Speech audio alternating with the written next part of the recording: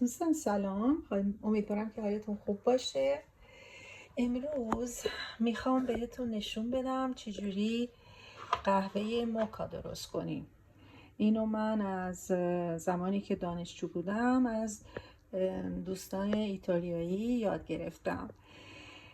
ببینین، اولا این قسمت پایین موکا رو باید تا اینجا آب پر کنید. از اینجا به بعد نه، باید خالی باشه.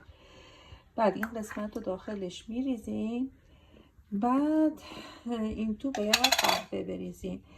حالا این قهوه رو چجوری میکنن که خوب در بیاد قهوه؟ در واقع به این طریق: اول نباید پرس بشه، هیچ فشار ندین، همینجوری داخل بکنین قهوه رو یواش. بعد برای اینکه جا وا بشه اینجوری کنین. ببینین، نشون بدم از نزدیک. اینجوری یعنی پرس اینجوری نشه، اینجوری فشار ندین. قهوه نباید فشار داده بشه، باید این حالت باشه و هی بریزین تا قشنگ پر بشه. ببینین اینجوری قشنگ پر شد. بعد یه نکته که میخواستم بگم این که ماشین موکا هیچ وقت نباید با صابون شسته بشه. اینو همیشه باید با آب شست، چون که بوی عطر قهوه از دست میره و خود ایتالیایی‌ها هم اولین باری که موکا درست میکنن قهوه رو میریزن دور، چون قهوه بوی خوبی نداره.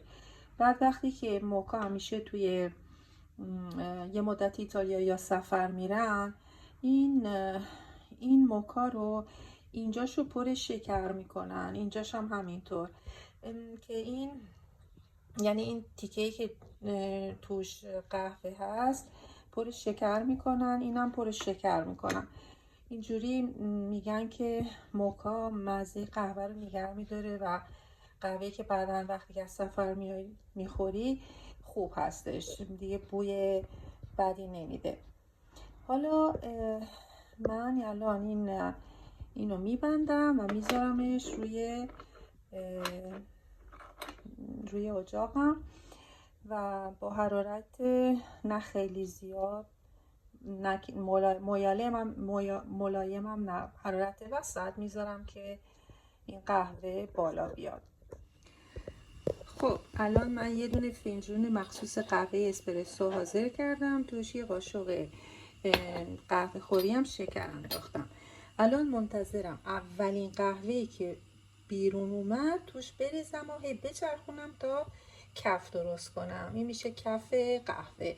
اگر دوست نداشتین میتونین این کار انجام ندین، چون که در حال توش شکر هست. دوستان میخواستم بگم که دانه های قهوه رو در اتیوپی پیدا کردن، در ارتفاعات اتیوپی، و مردم اتیوپی دیدن که این دانه ها خاصیت محرک دارن. بعد در قرن 15 رسید به یمن.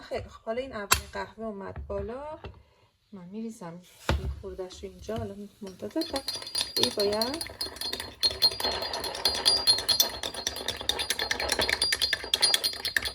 حالا این در نمیداد شکرش واقعا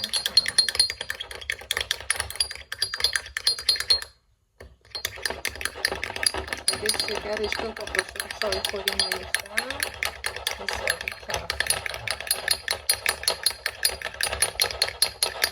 خب دیگه نمیخواستم زیاد بریزم. اینجا هم داره قهوه میخواد، میتونید درش رو ببندید که قهوه بیرون نریزه. حسابی باید خیلی حسابی باید با یه دسته خیلی اگر 2 تا قاشق چای خوری شکر میریختم با یه کوچولو اون اولین قهوه حسابی کف میکرد.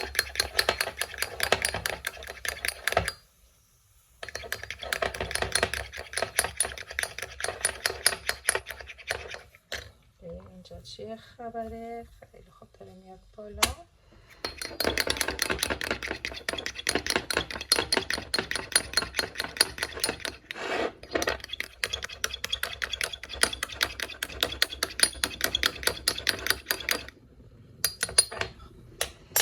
الان خاموش میکنم، بریزیم ببینیم چی کار کردیم. اینم از قهوه کفتار خوشمزه‌مون. نوشید دوستان، بعد میخواستم بگم که دیگه قهوه در قرن 15 به یمن رسید و دیگه در جهان اسلام منتشر شد و به عنوان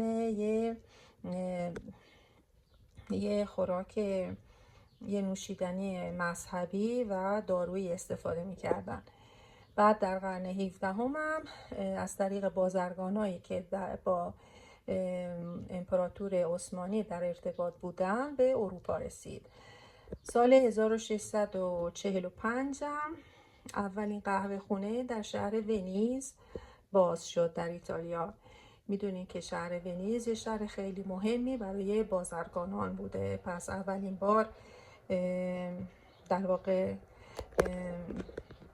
این قهوه خونه در ایتالیا باز شد و دیگه محبوب همه مردم اینجا شد. اینم از تاریخچه قهوه یه کوچولو براتون گفتم. بعد قهوه نوع عربیکا داره که طعم خیلی ملایم و خوبی داره و معمولا این عربیکا هستش که بیشتر مردم استفاده میکنن. بعد دو نوع دیگه هم هستش که دیگه بیشتر در واقع عربیکا استفاده میکنم. اون دوتا دیگر هم یکیش لیبریکا هستش فکر کنم و دیگریش هم الان یادم نمیاد، بعدم براتون در توضیحات این زیر می نویسم. خب دوستان، اینم از قهوه ایتالیایی ما. امیدوارم. خب من الان کفشو خیلی کم کردم، در واقع کم درست کردم. اگر 2 تا قاشق چای خوری، ببخشید قهوه خوری شکر داخل فنجونتون بریزین و اولین قهوه‌ای که از موکا میاد بالا رو توش بریزین، یه کوچولو، نه زیاد که خیلی مایع بشه، یه کوچولو بیشتر باید شکر باشه که قهوه. بعد هم بزنین محکم، باید هم بزنین. با یه دستتون باید فنجون رو نگه دارین محکم، با دست دیگه باید محکم هم بزنین. یک کف خیلی خیلی خوبی بهتون میده. حالا دفعه بعد این کارو من انجام میدم و میبینیم با هم. این دفعه کفش کمتر بود چون شکر فقط یه قاشق چای خوری انداخته بودم. دوستان امیدوارم که حالتون خوب باشه و از این آموزش لذت برده باشین. من نینا هستم، از ایتالیا براتون صحبت میکنم و اینم از در واقع چیزایی که من اینجا یاد گرفتم. قربان شما، میبوسمتون. خداحافظ.